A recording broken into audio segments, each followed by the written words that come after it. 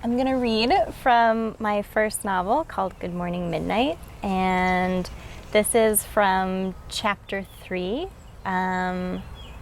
There is an elderly astronomer who is stranded in the Arctic Circle, and he found a mysterious young girl at his observatory. All right. One dark afternoon, after the sun had gone down, but before the sky had erased all its evidence, Augustine and Iris headed out to the hangar. Iris wanted to go for a walk, a long walk, she said, and the hangar seemed like a new and interesting destination. Augie hadn't been there in a long time, not since his last flight in, the previous summer, but the eerie blue twilight, casting shadows on the snow, stirred his sense of adventure. They would be far from the observatory when the deep darkness of early evening fell, but they took a flashlight, and at the last minute, Augustine swung a rifle across his back and made sure the chamber was full. The weight of the gun barrel against his shoulder blade and the thick yellow beam of light swinging across the blue snow in front of him quenched his apprehension. He carried the flashlight in one hand and steadied himself with a ski pole in the other. Navigating the shifting snowdrifts on foot was difficult. His arthritis was getting worse. Iris skidded fearlessly down the mountain, running out in front of the flashlight's reach, turning occasionally to see what was taking him so long. He was out of breath before they were halfway there, and his knees had already begun to ache, the muscles in his thighs to burn. He should have taken the skis, but they were too big for Iris, and it didn't seem fair to make her walk while he sliced through the drifts. After almost an hour of walking, the roof of the hangar came into view, a glint of corrugated metal against the endless snow. Iris began to move even faster, wading through the soft drifts on her short but determined legs. As they came closer, he noticed that the long sliding doors of the hangar were wide open. Snow had begun to accumulate inside. Where the floor was bare, he could see dark oil stains soaked into the concrete. It was the scene of a hurried departure. A set of ratchet wrench sockets lay scattered across the concrete like hexagonal stars in an earthbound constellation, the empty case tossed nearby. Augustine closed his eyes and imagined the plane on the tarmac, researchers on board, luggage stowed, and one last military mechanic rushing to collect his things, picking up the case without latching it and watching the wrench socket spin across the floor. Augustine had heard the Herc take off from the observatory, then watched it climb into the sky from afar. Here, he couldn't help but fill the long white runway with an imaginary plane. Augustine pictured the co-pilot hanging his head out the hatch, shouting, "Come on!" while the mechanic decided to let the fallen pieces lie where they were, throwing the empty case down with them and running to board the waiting plane, climbing the rickety staircase, then kicking the stairs away and swinging the hatch shut. The plane thundering down the white runway, lifting up nose first into the sky, returning to a world Augustine no longer had access to. Where the plane might have idled was the empty, derelict runway, the plastic glimmer of unlit LEDs, orange flags half buried in the snow. The staircase was still there, knocked on its side, one loose wheel spinning in lazy circles in the wind. Augustine held one of the wrench sockets and the padded palm of his mitten, then let it fall to the ground with a hollow clatter. It reminded him of his father, the smell of stale grease, the tools and machine parts scattered around the hangar. Augustine used to watch his father sleep, feet propped up on the recliner, mouth half open, a ragged snore erupting from deep in his throat. And the smell, that thick, oily smell that wafted off his father's clothes like an unlit fire or the underbelly of a diesel truck. The television would be flickering in the background, his mother either working in the kitchen or lying down in their bedroom, and Augie would kneel on the carpet, feeling the rough polyester fibers pressing into his shins, pretending to watch the television, but watching his father instead. Augustine brushed the snow off a large stainless steel toolbox in the hanger and forced open the top drawer. A jumble of drill bits and screwdrivers stared back at him, a tangled spool of wire, an assortment of thick bolts. He shut the drawer. Something moved in the corner of his eye, and he turned toward the runway outside to see Iris climbing on the fallen staircase like a jungle gym. "Careful," he called to her, and she raised her arms above her head in a defiant, no-hands gesture. She edged along the thin metal framework like a balance beam. He continued investigating the hangar, shining the flashlight into the dim corner and kicking snow off mysterious shapes buried beneath the drifts. A few limp, frozen piles of cardboard, more toolboxes, a stack of tires. Augustine arrived at a sizable mound covered with a stiff green tarp and fastened with bungee cords. He unhooked the cords and drew back the tarp to find a pair of snowmobiles. Of course, he thought. He, along with his luggage, had been shuttled to and from the runway on his various arrivals and departures from the observatory via these snowmobiles. In previous years, Augie had left the observatory during the summer months, when the precipitation from the melting snow clouded the atmosphere, and thin blankets of fog rolled off the Arctic Sea up into the mountains, stretching over the sky like a scrim that prevented him from doing his work. He would go somewhere warm on his escapes from the Arctic, the Caribbean, Indonesia, Hawaii, a different world entirely, staying at its extravagant resorts, eating nothing but shrimp cocktail and raw oysters, drinking gin at noon, and then passing out on the pool furniture and burning to a crackling red crisp. What I wouldn't do for a few liters of gin right about now, he thought. Augustine ran his mittened hand over the sleek machines. The keys were still slotted into the ignitions. He turned the nearest one to the on position and pulled out the choke, then gave the start cord a pull. The engine made a half-hearted groan but didn't catch. Augustine kept pulling the cord as hard as he could until finally the engine turned over and the pistons started pumping on their own.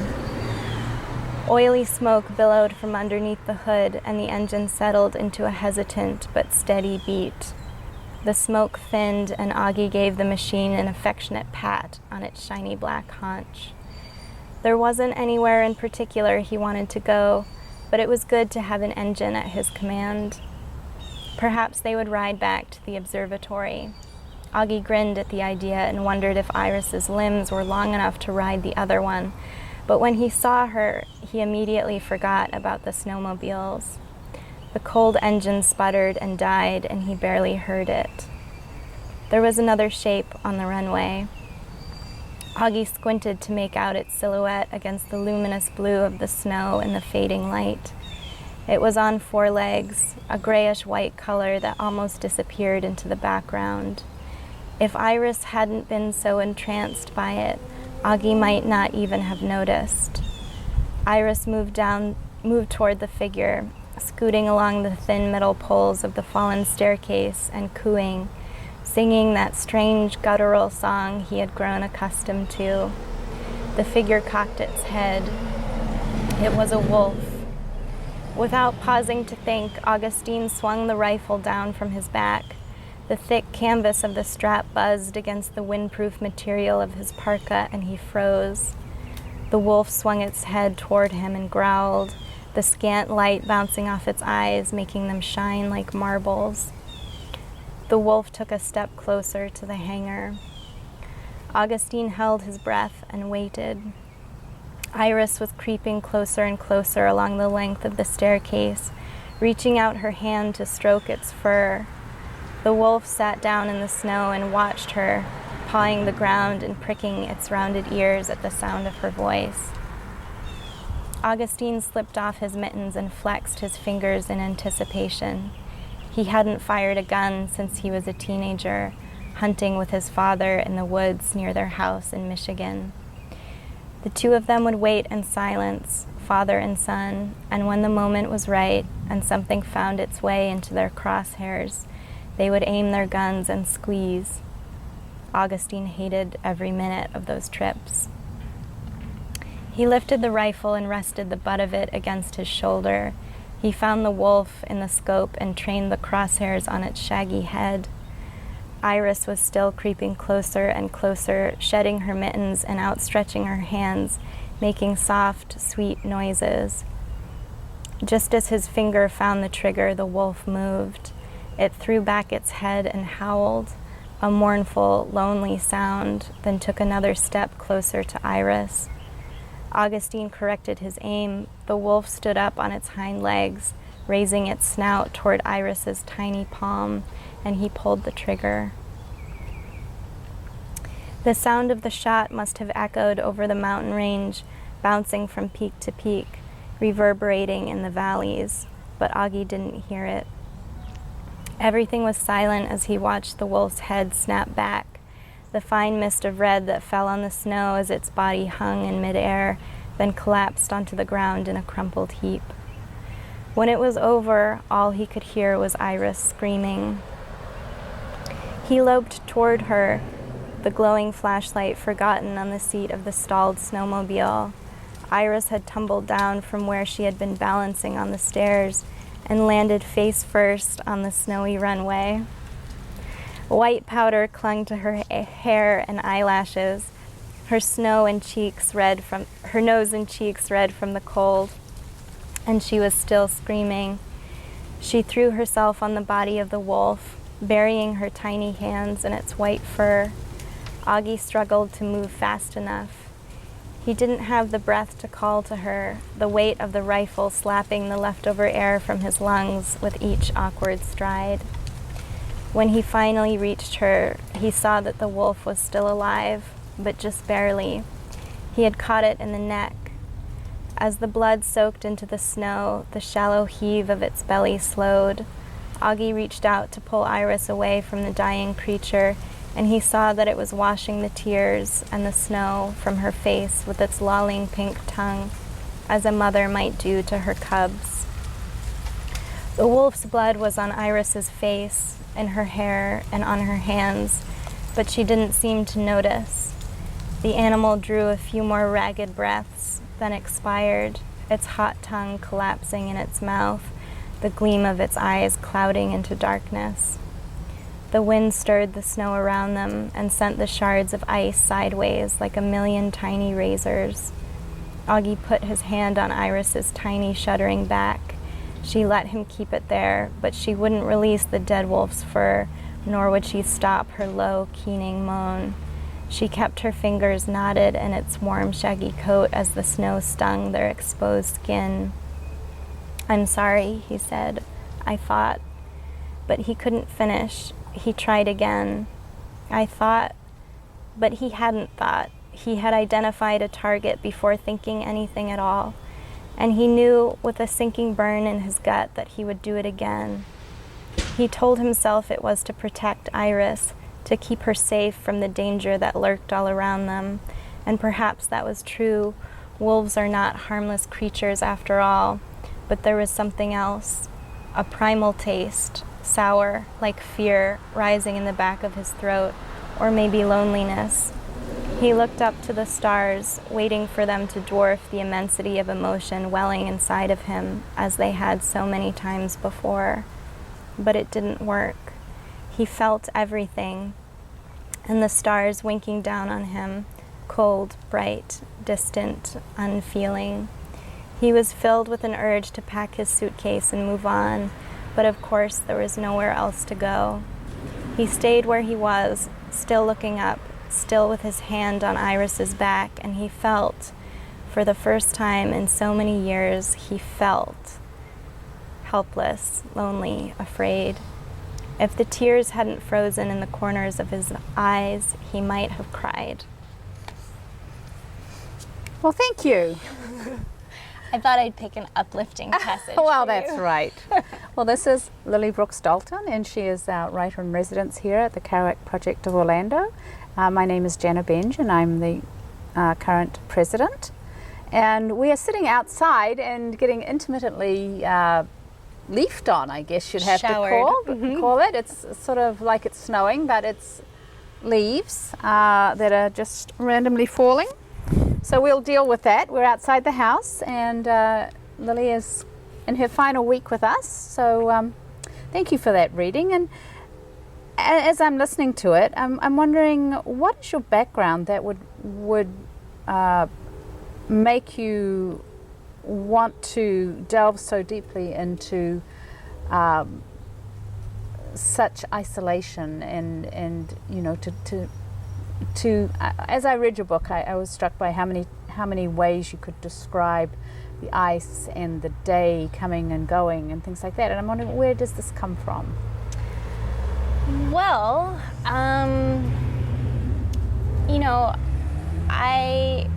so the idea for the book came when I was working at a public radio station in Western Massachusetts, and we get a lot of snow in Western Mass. And one winter, I was being trained by the chief engineer to just help him with some odds and ends. And one of those things was making sure that the transmitting dish for the radio station was clear of snow, which is, you know, a highly scientific process in which we walk outside and smack the dish with a broom and the snow slides off so that the signal can travel.